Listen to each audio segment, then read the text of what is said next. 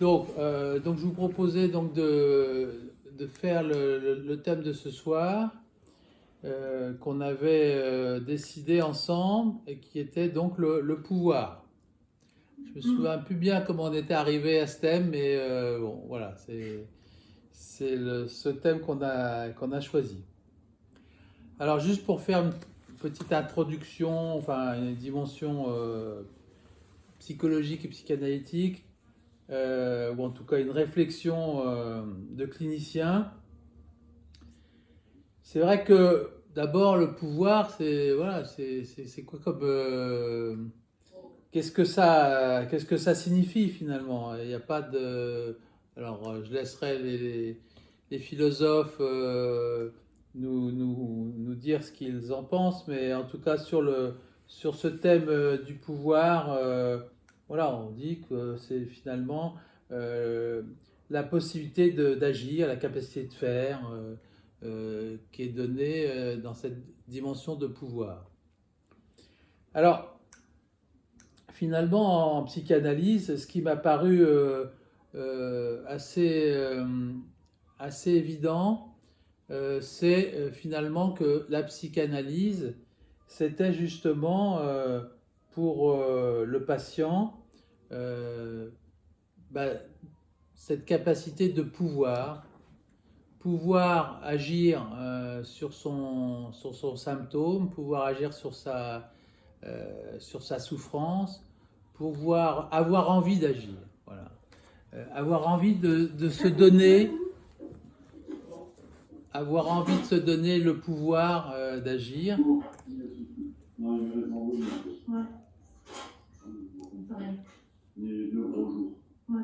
Alors, donc, on voit que donc cette dimension de pouvoir, Patricia, ferme ton... Ouais. Donc, J'entends rien? Non, toi, on t'entend. on t'entend, c'est-à-dire que ça résonne quand les gens parlent en dehors de...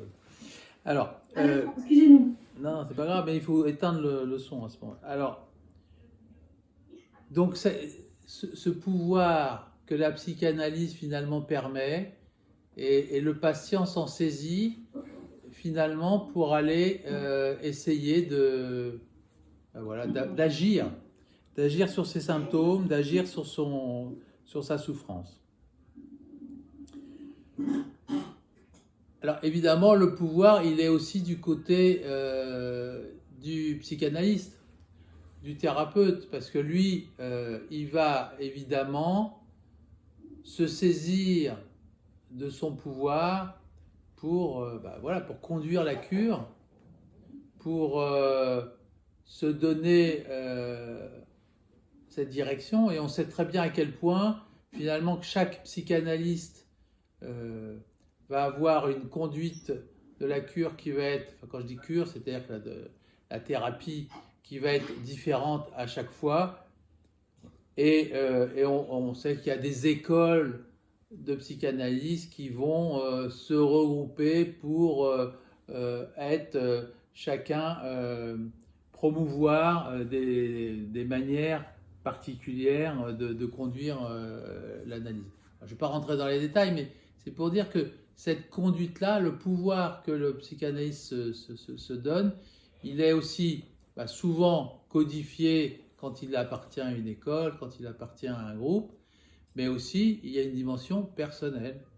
Et on sait, quand on regarde les débuts de la psychanalyse et les gens qui ont entouré Freud au début, à quel point chacun finalement a développé ses propres techniques, ses propres dimensions particulières et son propre pouvoir pour conduire la cure.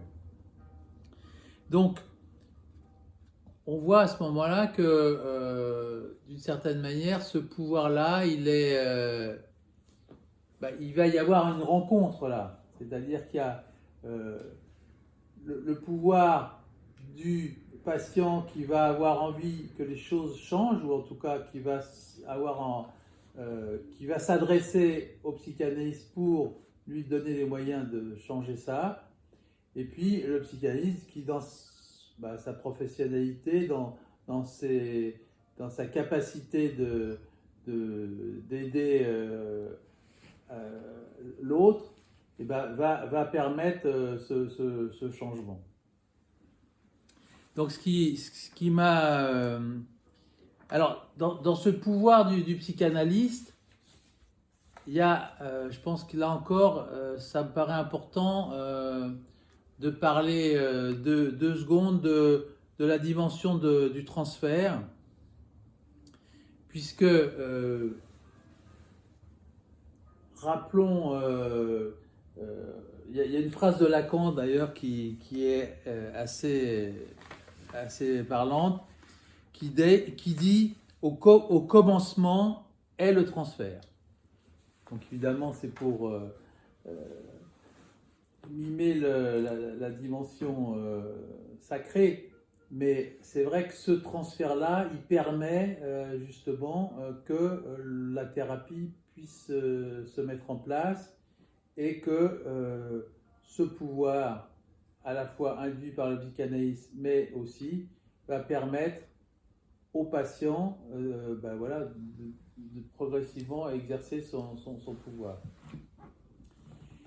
Et ce transfert, ce qui marque le transfert, même si ce n'est pas toujours facile de comprendre ce que c'est qu'en fait, le patient va s'adresser au psychanalyste et que le transfert va faire en sorte que ce psychanalyste va, pour le patient, prendre la dimension d'un personnage autre, c'est-à-dire qui va apparaître comme étant ressemblant à son père, comme étant ressemblant à sa mère. Il n'y a pas de logique forcément de secte d'ailleurs, mais c'est que vraiment le patient n'en est pas forcément conscient, mais que vraiment il y a une troisième personne par l'intermédiaire du transfert qui se met en place, qui va être justement celle qui va animer la dimension thérapeutique et jusqu'à c'est presque hallucinatoire, c'est-à-dire que le patient il peut avoir pratiquement l'impression de voir la personne qui est représentée pour lui dans le transfert. Donc cette croisée de chemin pour moi des transferts, ça permet vraiment d'accéder au changement. C'est-à-dire que c'est parce que le patient va essayer d'exercer ce pouvoir, avoir envie d'exercer son pouvoir sur ses problèmes, sur ses symptômes, et permettre aussi que le psychanalyste, lui, va aussi exercer son savoir et aussi pouvoir exercer par l'intermédiaire notamment du transfert ça. Voilà, c'était un peu les choses qui m'avaient marqué. Évidemment, après on peut, mais je pense qu'on sans vouloir être hors sujet, mais il y a tout ce qu'il y a après de dimension d'abus de pouvoir, que ça soit de la part du patient, du psychanalyste, mais ça rentre un peu dans les détails annexes. Voilà, c'est un peu ce que je voulais donner comme introduction en ce qui me concerne.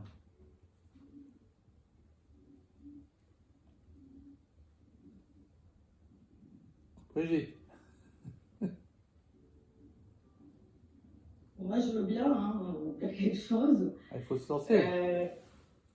Du point de vue philosophique, le pouvoir